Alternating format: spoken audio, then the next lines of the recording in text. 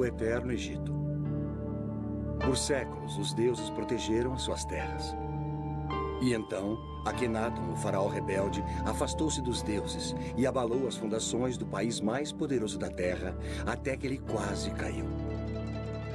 Akenaton era um fanático religioso ou era o presságio do Cristo?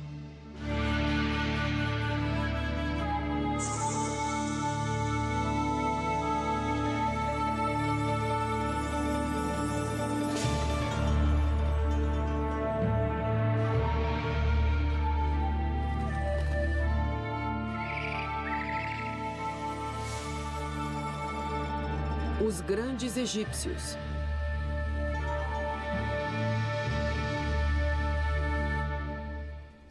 O faraó rebelde. As pirâmides e os templos do Egito parecem que vão perdurar para sempre. Mas existem alguns monumentos que desapareceram praticamente quando foram construídos.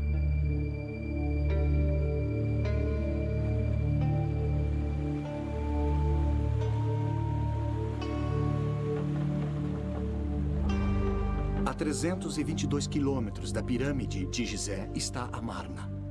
Sob suas areias desérticas estão os restos de um dos locais mais enigmáticos do Egito. Coisas estranhas aconteceram aqui há 3.000 anos. Nasceu uma nova religião. Um faraó desfigurado morreu. E os egiptólogos ainda estão tentando descobrir o que aconteceu.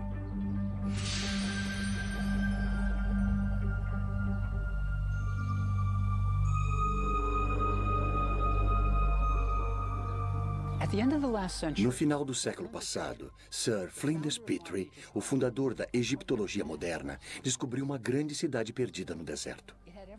Ela tinha tudo o que ele esperava. Havia templos, palácios, ruas largas. Mas ainda assim faltava alguma coisa. Faltava cenas do faraó golpeando seus inimigos, marchando para a batalha. Também havia cenas do faraó fazendo oferendas a centenas de deuses egípcios. Não havia deuses. Quando Petrie continuou a escavar, ficou ainda mais chocado. O faraó era mostrado desfigurado, com o rosto alongado, seios, quadris largos e coxas grandes.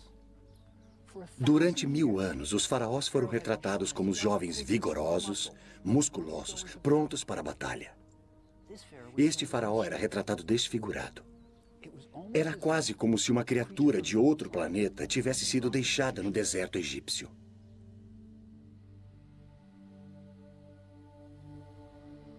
Então, o que aconteceu cerca de 1.300 anos antes do nascimento de Cristo? Para responder a essa pergunta, precisamos conhecer a família deste faraó rebelde.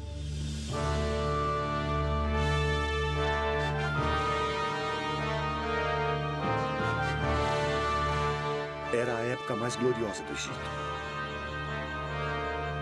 O Egito nunca tinha sido tão rico, poderoso ou estado mais certo de si.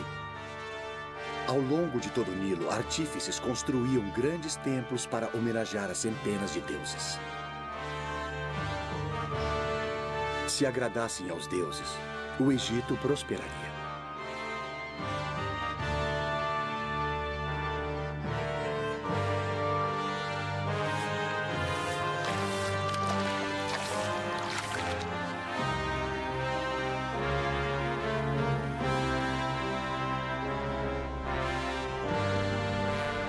O pai de Akenaton, o faraó Amenhotep III, vivia no grande centro religioso de Tebas, cidade do deus Amon, cujos silos de topo arredondado estavam cheios de grãos, óleo, linho e vinho, necessários para pagar as centenas de sacerdotes que serviam os deuses.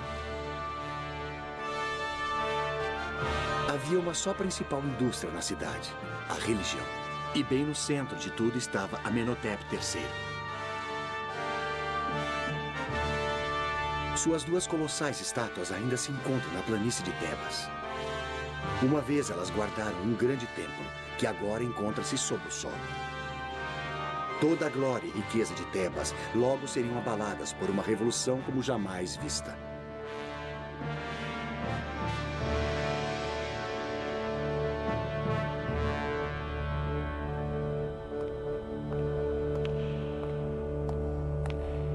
Amenhotep III comandava as coisas durante os anos de glória do Egito.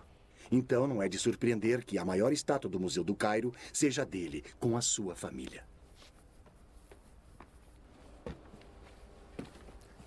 Ali está Amenhotep III, e ali está sua esposa, a Rainha Ti.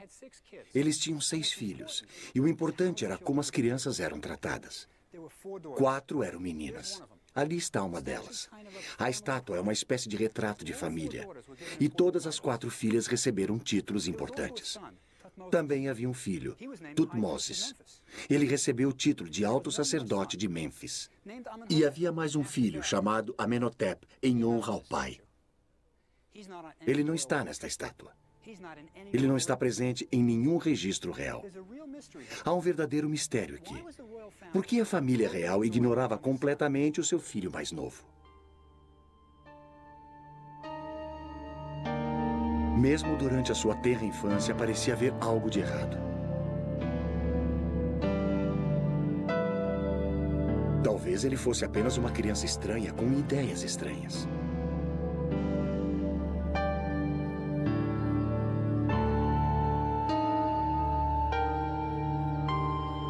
Enquanto seu irmão e irmãs recebiam títulos e honras, não havia nada para o jovem Amenhotep. Quando o séquito real ia aos templos para fazer oferendas ao deus Amon e para comemorar os festivais, podemos imaginar o pequeno Amenhotep deixado para trás, sozinho no palácio. Até mesmo o deus Amon rejeitava o garoto.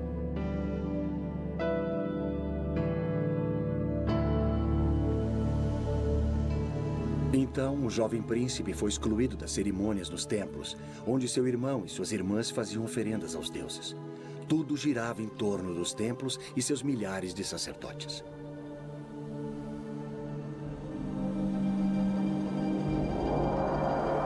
Os faraós orgulhosamente inscreviam nas paredes dos templos a quantidade de ouro, prata, gado e terras que davam para os deuses. Em um ano apenas, um faraó deu ao templo 51 quilos de ouro, 907 quilos de prata, 2.268 quilos de cobre, 25.000 jarras de vinho, incontáveis filões de pão, 300 medidas de linho fino e 12.000 acres de terras.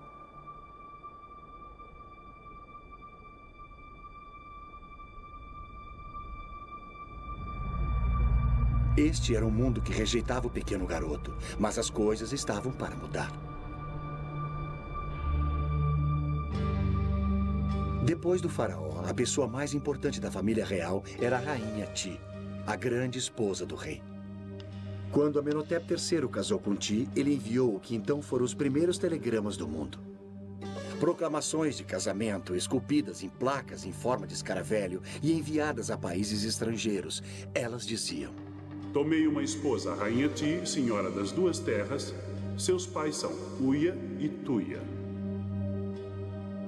Os pais da nova rainha não pertenciam à realeza. Para qualquer um que lesse as entrelinhas, a mensagem era clara. Minha esposa é uma plebeia, mas é melhor vocês a aceitarem como a rainha do Egito. Sua escultura denota uma mulher poderosa, do tipo que conseguia o que queria. Sua ambição parecia concentrada em Amenhotep, seu filho, que mais tarde mudaria o seu nome para Akhenaton. O que a Rainha Ti queria era que seu filho Akhenaton fosse o faraó do Egito. O irmão mais velho de Akhenaton tinha morrido, mas havia outros pretendentes ao trono. Eles eram os jovens filhos do faraó com suas outras esposas. Sob circunstâncias normais, qualquer um deles poderia ter sido faraó. Mas foi o patinho feio da Rainha Ti que se tornou rei. É uma curiosa sutileza da história, mas devido à determinação de Ti de colocar Akhenaton no trono do Egito, nós ainda vivemos com as consequências.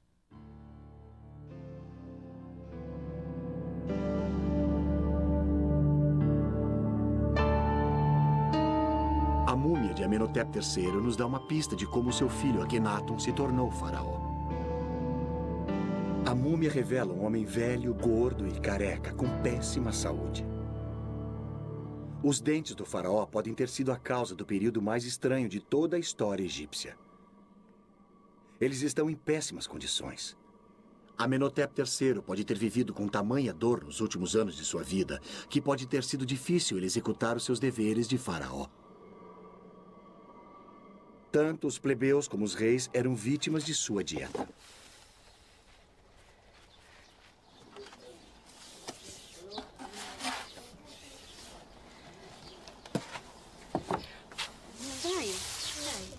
Todos os grãos do Egito eram moídos na pedra. Isso parece bastante saudável, certo?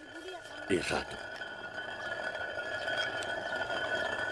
Veja, isso significa que, junto com o seu pão, você ingeria uma quantidade considerável de areia e sedimentos. Passar anos comendo pão egípcio moía os dentes, expondo as suas raízes à deterioração. Por mais habilidosos que os médicos egípcios fossem, eles não eram dentistas. Então, restava ao pobre Amenhotep III tentar aliviar a dor como pudesse. Ele pode ter sido sedado com vinho ou talvez com ópio. Se ele não estivesse em condições de tomar decisões, provavelmente seria fácil para a poderosa Rainha Ti escolher o seu filho adolescente para ser o próximo faraó. Levado até o topo por sua ambiciosa mãe, o garoto rejeitado se tornou o rei do Egito. Mas que tipo de faraó seria o estranho rapaz de 18 anos?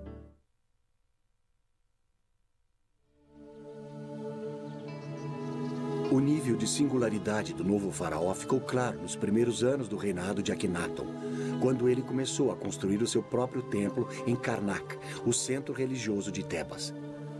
Karnak, na verdade, é um labirinto de templos que ocupa mais de 100 acres. Construída num período de 2000 anos, cada faraó incluiu os seus próprios monumentos para cair nas boas graças dos deuses. Quando Akhenaton fez a sua contribuição, o povo do Egito soube que algo muito estranho tinha acontecido. Ele criou um estilo artístico completamente novo e esquisito. O faraó era retratado com longos dedos dos pés, quadris largos, dedos das mãos extremamente longos, seios e um rosto alongado. Nada parecido com isso já tinha sido visto num templo egípcio. Mas a esquisitice não terminava aí. Bem à frente do templo estavam duas estátuas colossais do faraó, que acentuavam as suas estranhas características ainda mais. Mas isso não era tudo. O templo estava coberto de cenas do Aten, o disco do sol. Com seus raios brilhando para baixo, terminando em mãos segurando Ankhs, o hieróglifo que significava vida. Amon e os outros deuses do Egito tinham desaparecido, substituídos pelo disco solar. O povo deve ter imaginado: onde estão os outros deuses? Eles logo saberiam. Akhenaton tinha declarado, pela primeira vez na história registrada, que havia apenas um Deus. Ele tinha virado 2000 anos de religião egípcia de pernas para o ar.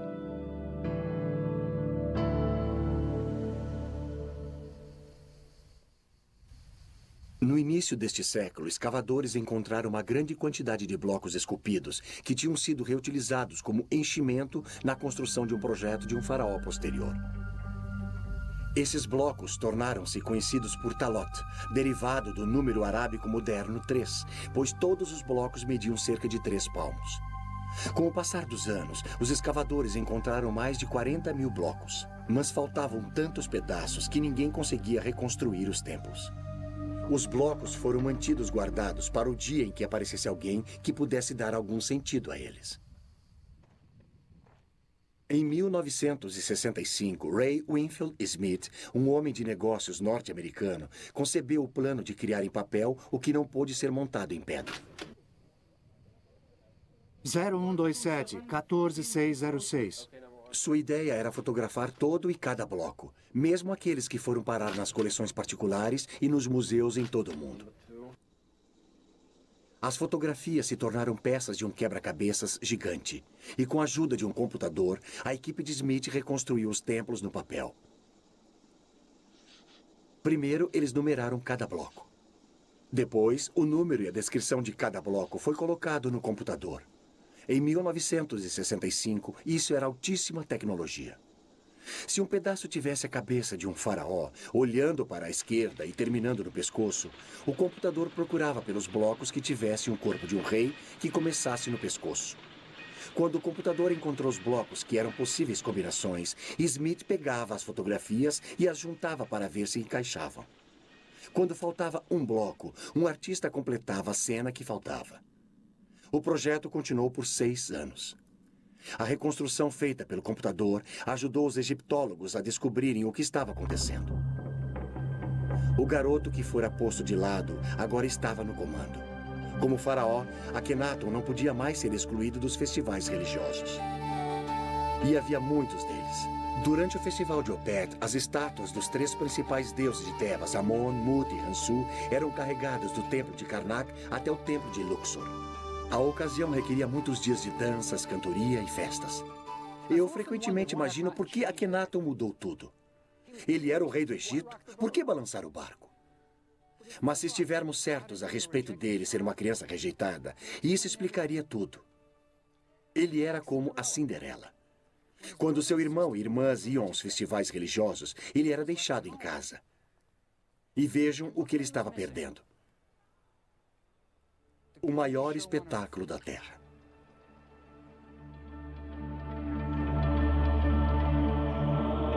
À noite, sacerdotes de cabeça raspada cantavam as suas orações para aplacar os deuses do Egito. Eu sou o pai dos pais, a mãe das mães e o touro dos 7 seres celestiais. Eu abro a minha boca para falar em meio ao silêncio. Os homens devem ter um caminho por onde trilhar.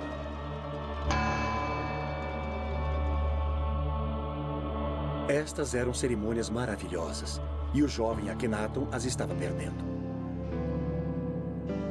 Mas há um final feliz, pelo menos por agora. Akhenaton se torna rei do Egito, e com o seu poder, ele pode acertar tudo. Ele rejeitará os deuses de Tebas. Não eram mesmos os seus deuses. E ele terá o seu próprio deus particular, que o ama, o Aten. E ele abraçará sua nova religião e o seu novo deus, e deixará Tebas, e todo o seu sofrimento da infância. Ele fundará um novo mundo. A única questão é, onde?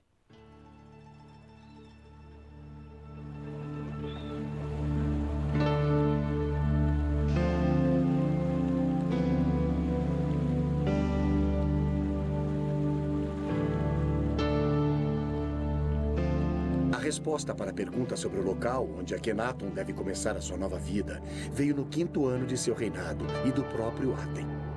Enquanto Akhenaton viajava, através de uma desolada extensão do deserto no meio do Egito, cerca de 290 quilômetros ao norte de Tebas, o sol nasceu no horizonte e parecia que se deitava no desfiladeiro nas montanhas próximas.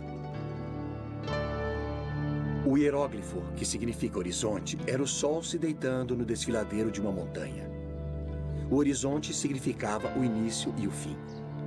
Este era o sinal de que Akhenaton precisava para construir o seu campo dos sonhos. O Aten tinha aparecido para ele e disse-lhe que construísse a sua cidade no deserto inabitado. Ele a chamou de Akhenaton, o horizonte do Aten. Akhenaton mandou esculpir marcadores de fronteira à volta de sua cidade, relatando sua visão mística. Sua Majestade apareceu em sua grande biga de Electra, como o Aten, quando se eleva no horizonte. Foi o Aten, meu pai, que me disse para construir a cidade. Nenhum burocrata jamais me aconselhou a construir nesse local deserto. Depois de ter recebido a revelação para construir a sua cidade, Akhenaton liderou um pequeno grupo de seus seguidores saindo de Tebas e indo para a árida região desértica que o Aten tinha escolhido, um lugar agora chamado de Amarna. Akhenaton era líder de uma seita e esta seria a sua comuna. Num dos marcadores de fronteira, ele reuniu os fiéis e, enquanto observava as desoladas planícies onde seria construída a nova cidade, ele realizou um culto de adoração. Akhenaton não estava mais sozinho. Agora ele estava casado com Nefertiti, uma das mulheres mais lindas da história. Agora ele tinha sua própria família, 2 filhas e mais 4 por vir. O garoto rejeitado tinha percorrido um longo caminho. Devia haver uma incrível sensação de emoção na nova cidade. Eles eram pioneiros numa admirável nova religião e o faraó era o seu líder. Uma sensação como essa só ocorreria novamente na era cristã. Era uma virada na história do mundo. E Akhenaton era o pivô dessa história. Mas o resto do Egito aceitaria a nova religião do faraó?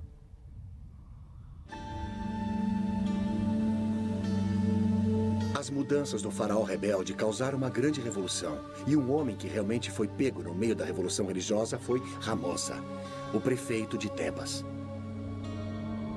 Ramosa tinha completado 2 paredes de sua tumba, retratando a ele, sua linda esposa e a família, no velho estilo tradicional. Todos estavam perfeitos, com cada mecha em seu devido lugar, da maneira que eles queriam por toda a eternidade. E então Akhenaton mudou tudo.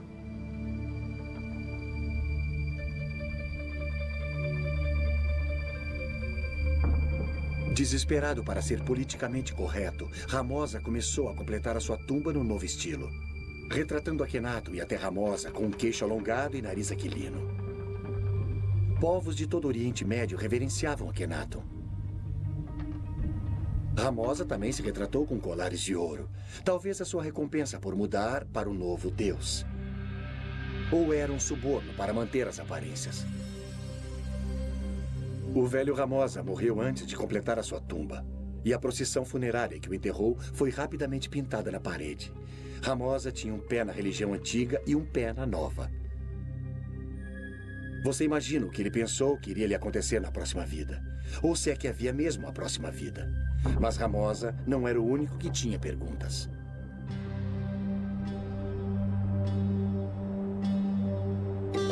A mesma pergunta estava sendo feita pelos sacerdotes. O que será de nós? Se existe apenas um deus, o Aten, o que acontecerá aos grandiosos templos de Amon em Tebas? Se o faraó não acredita mais nos deuses, o que acontecerá aos milhares de sacerdotes? O poderoso clero de Tebas estava enfurecido com Akhenaton.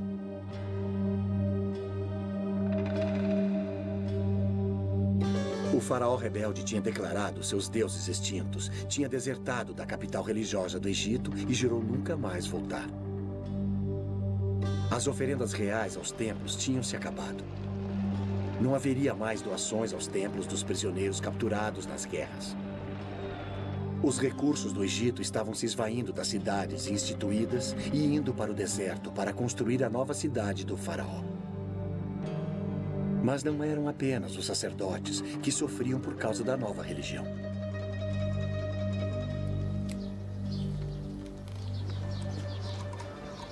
Pense em todas as indústrias que dependiam da velha religião. Os egípcios usavam amuletos, pequenas imagens dos deuses como proteção. Não mais. Os fabricantes de amuletos egípcios que esculpiam escaravelhos, pequenos besouros com as imagens dos deuses e os nomes dos reis, faliram. Os habilidosos escultores de madeira que faziam as estátuas dos deuses que adornavam as casas egípcias estavam sem trabalho. O que Akhenaton estava fazendo? Este é o livro dos mortos.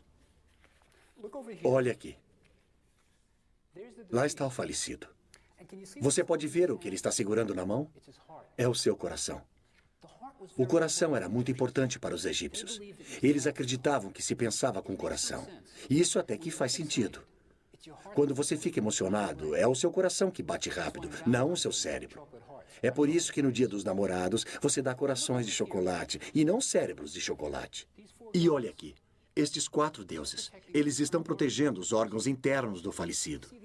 Veja, os egípcios eram ressurrecionistas. Eles acreditavam que o seu corpo literalmente se levantaria e funcionaria novamente na próxima vida.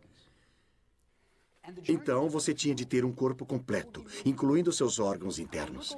E a viagem até o próximo mundo? Ela seria feita de barco. Agora, se você olhar aqui no final do Livro dos Mortos, ele até vem com remos mágicos para a viagem. De certo modo, este é o mapa para ir ao próximo mundo. Mas Akhenaton estava jogando fora todos os mapas velhos. Ele estava escrevendo o seu próprio mapa.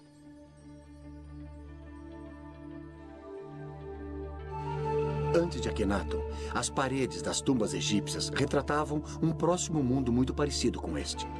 O falecido ainda está trabalhando nos campos, mas é muito melhor. Agora ele possui vestes feitas do linho branco mais fino, e você tem a sensação de que tem até ar-condicionado. Mas Akhenaton também mudou isso. Em Amarna, as paredes das tumbas não mais mostravam os mortos no próximo mundo. Essas cenas foram substituídas por retratos de Akhenaton e da família real, e frequentemente adorando o Aten. Se havia um próximo mundo, ele parecia girar em torno de Akhenaton. E junto com esta confusa visão do pós-vida, está uma das maiores realizações intelectuais no mundo antigo, um poema escrito pelo próprio Akhenaton. Esplêndido você se ergue ao amanhecer. Aten vivente, criador da vida. Quando você nasce no leste, você cobre toda a terra com a sua beleza. Você é formoso, grandioso, radiante.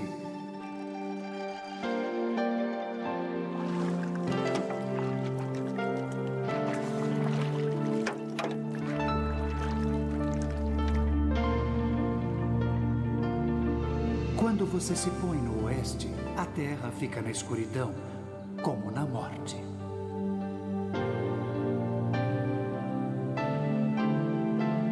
Os leões vêm de seus covis, todas as serpentes picam, a noite ronda. A terra está mergulhada no silêncio, enquanto seu Criador descansa na escuridão.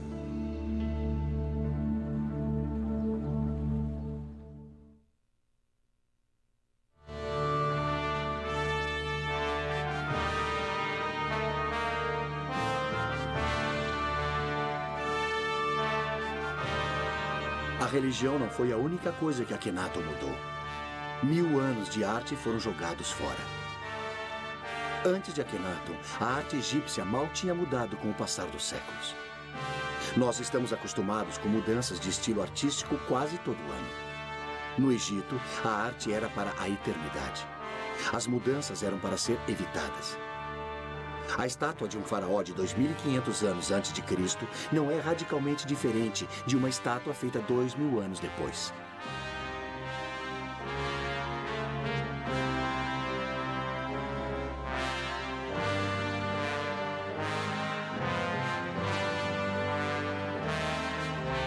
Nada mais de corpos musculosos idealizados.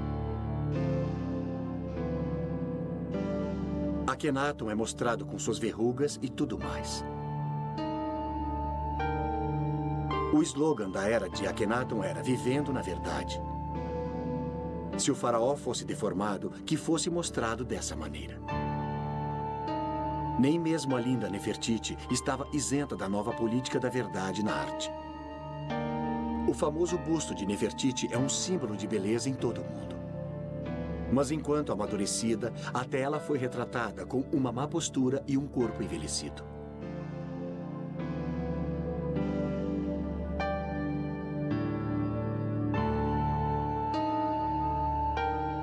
Tornou-se moda mostrar toda a família real com cabeças alongadas.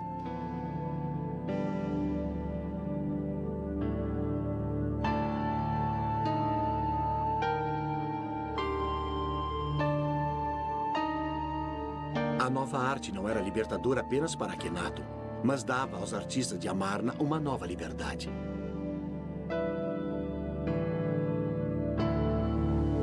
Os artistas tiveram uma chance de se expressar como nunca antes. As novas cenas da família real podiam ser montadas sem preocupações com a tradição. Eles eram mostrados de maneira informal, se beijando e se tocando, fazendo refeições juntos. Nunca havia sido permitido ver a vida privada de um faraó no Antigo Egito. Mas Akhenaton o permitiu. Era como se cinegrafistas fossem convidados para filmar a rainha da Inglaterra escovando os dentes. Crescendo em Tebas, Akhenaton nunca tinha sido mostrado com sua família. Nunca fora citado nos monumentos.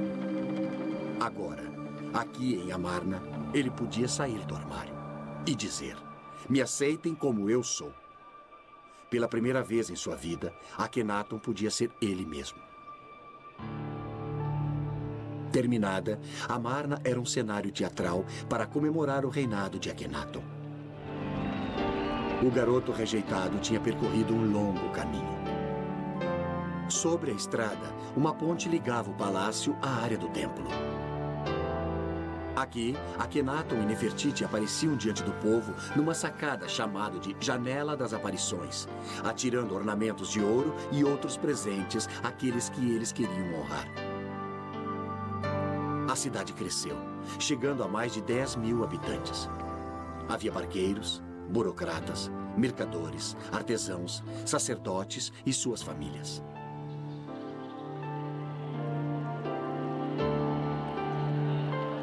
Eles deviam estar incrivelmente animados com as suas novas vidas, novas casas, novos inícios. Era como a Era de Aquário. Akhenaton estava tentando criar uma utopia, mas nem todos estavam felizes. O faraó divertia-se no calor do sol.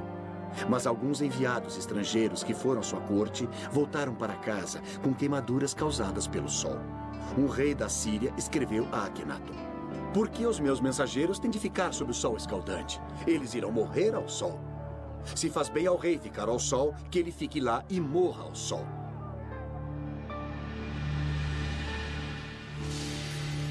Eles eram como os adoradores do sol californianos. Eu sempre penso na corte de Akhenaton com um bronzeado permanente.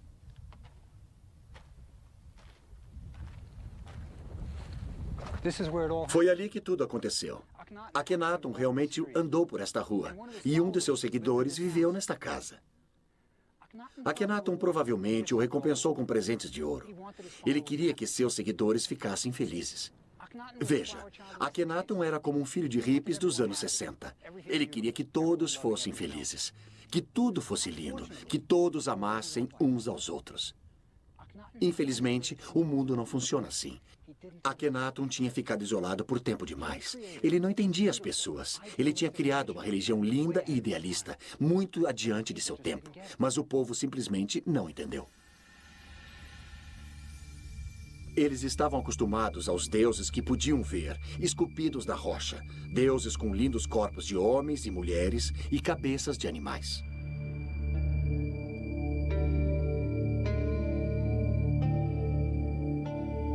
O deus de Akhenaton, o Aten, era uma abstração. Era o princípio básico do universo, luz. Os súditos de Akhenaton simplesmente não conseguiam entender isso. Este não era um deus com o qual podiam contar na hora da necessidade. Além disso, havia um elitismo em relação à nova religião que deve ter confundido os supostos adoradores do disco. O Aten nunca lançava seus raios sobre eles, somente na família real.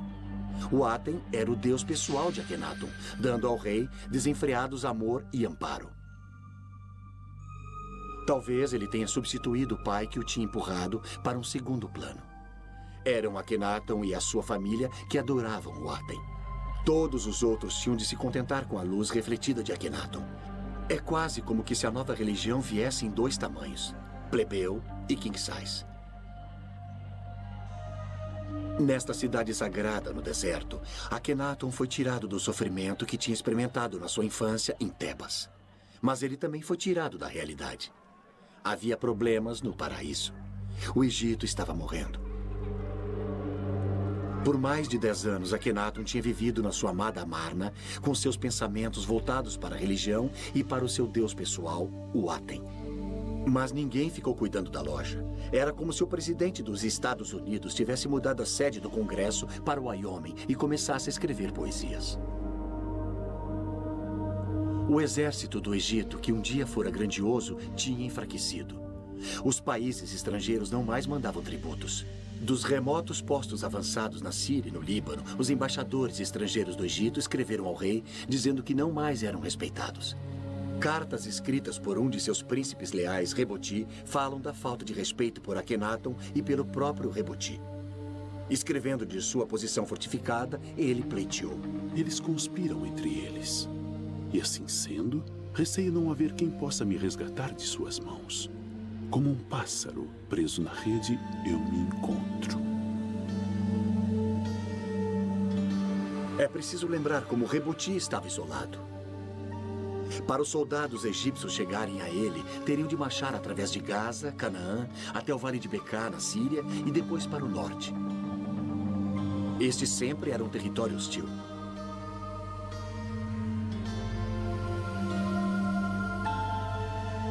Hoje, ainda se pode ver fortes dos cruzados, construídos 2000 anos depois, remanescentes das batalhas medievais travadas lá.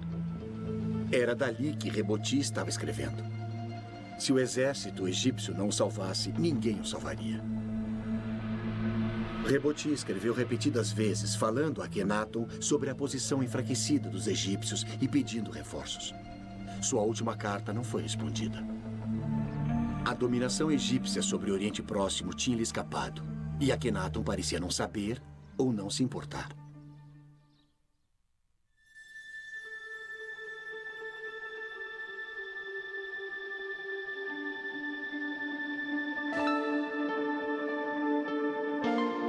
Isolado dos problemas do Egito e talvez da própria realidade, Akhenaton devia estar realmente muito feliz com seu novo Deus, sua nova família e sua nova cidade. Mas após 14 anos de casamento, sua linda esposa e companheira Nefertiti morreu. Sua outra esposa, Kia, também tinha morrido. Então, agora ele não tinha uma mulher ao seu lado. Akhenaton tinha sido criado entre mulheres, 4 irmãs e sua poderosa mãe, a rainha Ti. Nefertiti tinha sempre estado ao seu lado, partilhando seus sonhos. Kia, sua linda esposa secundária, também era importante para ele. Ela até tinha o seu próprio templo. Agora, as 2 esposas estavam mortas. Akhenaton estava sozinho novamente. O grande experimento no deserto estava quase acabado. No 17º ano de seu reinado, com pouco mais de 30 anos, Akhenaton morre e desaparece da história. Algum dia saberemos o que realmente aconteceu em Amarna? Akhenaton realmente se parecia com as suas estátuas? Muitos acreditam que a única maneira de sabermos será com a descoberta da múmia de Akhenaton. É exatamente isso que alguns egiptólogos acham que aconteceu em janeiro de 1907. De todas as múmias reais descobertas, nenhuma causou mais controvérsia do que aquela encontrada na tumba 55 do Vale dos Reis. No início do século, Theodore Davis, um rico americano que fazia escavações no Egito, descobriu uma tumba onde um sepultamento da época de Amarna tinha sido realizado. Essa tumba claramente não fora concluída e o sepultamento fora apressado. Painéis de madeira dourada estavam deitados no chão e contra a parede. Elas traziam a imagem danificada de Akhenaton adorando o disco solar e o nome da rainha Ti.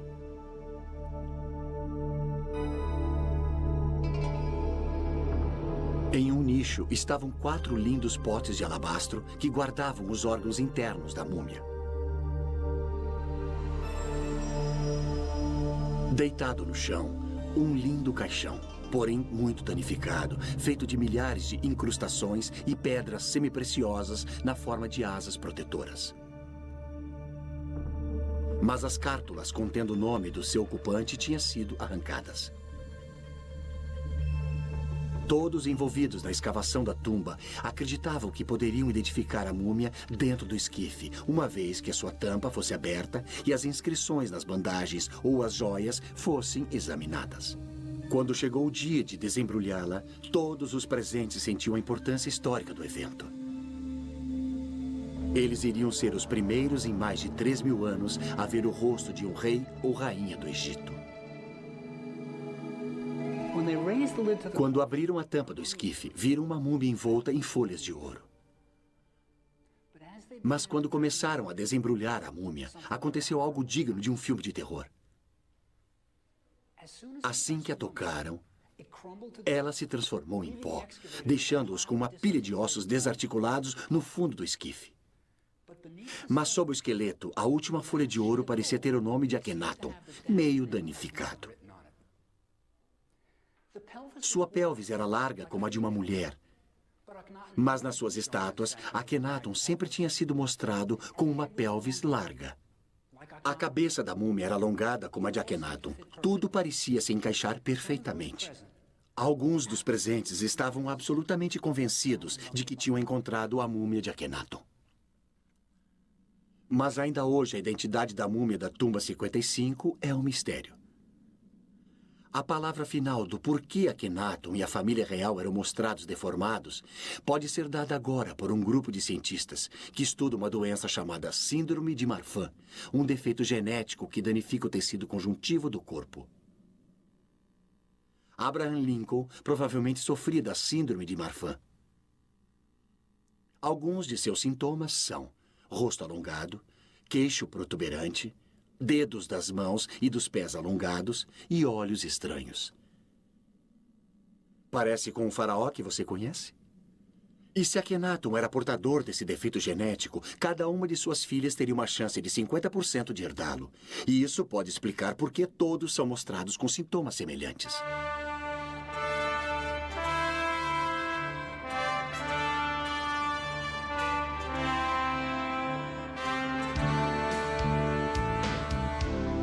Fiquei extasiado ao descobrir que na minha própria cidade estavam realizando pesquisas sobre a síndrome de Marfan no New York Hospital.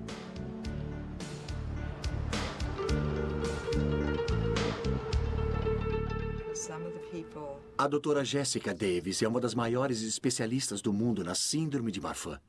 Aqui está o nosso paciente. Eu sei, eu reconheço o seu perfil. E ali estão as características que sugerem que era portador da síndrome. E se esse cara entrasse no seu consultório? Eu acho que a coisa mais sugestiva aqui é só o rosto alongado, o rosto longo e fino. Mas ele também é um indivíduo de boa aparência. Essas seriam as duas coisas a serem analisadas. Alguém que tem características comuns, mas um rosto longo e fino. Então, o diagnóstico da síndrome de Marfan não depende apenas da aparência da face. Porém, eu acho muito importante dizer que as pessoas que realmente têm a síndrome de Marfan têm características faciais normais. No entanto, elas têm uma aparência gótica e mais clássica. Agora, as mãos alongadas eram típicas da arte desse período. E deixa eu mostrar uma coisa que é um grande exagero. Agora, essa é uma mão que não parece nada natural. O jeito que o dedo fica. Esses dedos excessivamente longos são característicos da síndrome ou... Esse dedo muito fino certamente poderia sugerir que há uma disfunção nos tecidos conectivos, como estes dedos muito longos. E o que você pode ver aqui é que está um pouco deslocado, parece flexível. Agora, deixa eu lhe mostrar um pé. Antes de mais nada, esses são membros muito finos. A mão e o braço são sugestivos. O tornozelo certamente é sugestivo. E este é um pé muito longo e elegante com dedos longos. Quero dizer, é algo que mediríamos no diagnóstico clínico de um portador da síndrome de Marfan. Então, sim, é muito sugestivo. Por causa da face, das mãos, dos pés, o corpo, a estrutura do esqueleto, você mandaria este homem fazer um exame para ver se ele tem Marfan? Se faria mais alguma coisa? Sim, mandaria fazer um ecocardiograma. E você mandaria fazer o exame? Sim. Eu acho essa história fascinante. A tese parece bem razoável. Vale a pena checar a hipótese e dar uma olhada nos outros membros de sua família. Ótimo. Seria muito interessante. Mesmo na morte, Akhenaton se rebelou contra as tradições do Egito, rejeitando este local onde seus ancestrais tinham sido enterrados. Para sua tumba, ele escolheu um vale remoto em Amarna. Se parece com o Vale dos Reis, onde seu pai foi enterrado. Talvez a criança que existia nele ainda procurasse por aceitação. Em sua tumba, o mais original pensador religioso que o mundo antigo já tinha visto foi colocado para descansar. Ele tinha vislumbrado o monoteísmo de Moisés e a tranquilidade e a esperança de Cristo bem antes que o povo do Antigo Egito fosse capaz de aceitá-lo. Logo após a sua morte, os seus seguidores de Amarna, incapazes de compreender o que o seu faraó pregava, abandonaram a cidade e voltaram a Tebas e aos deuses familiares. O nome de Akhenaton, rotulado como herege, seria apagado dos monumentos do Egito. Seu filho, um jovem faraó chamado Tutankhamon, é que o mundo todo conheceria. A ousada experiência no deserto tinha terminado. A cidade de Amarna voltou à areia. James Breasted, o egiptólogo norte-americano, disse de Akhenaton: Morreu com ele um espírito que o mundo nunca tinha visto antes. Uma alma corajosa, destemidamente enfrentando o impulso da tradição imemorial. Esse homem, que numa era tão remota e sob condições tão adversas, tornou-se o primeiro idealista e o primeiro indivíduo do mundo. Uma imagem forte, mas com muita verdade.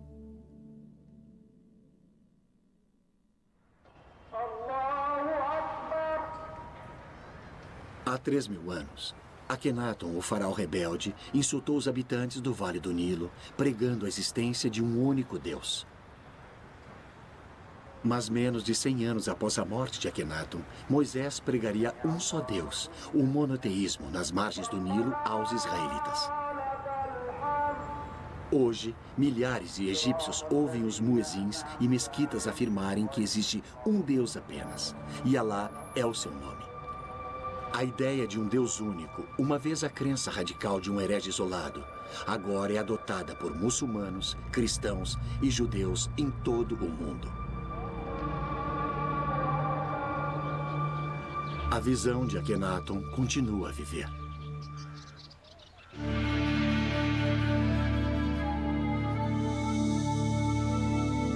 Versão brasileira, Tempo Filmes, São Paulo.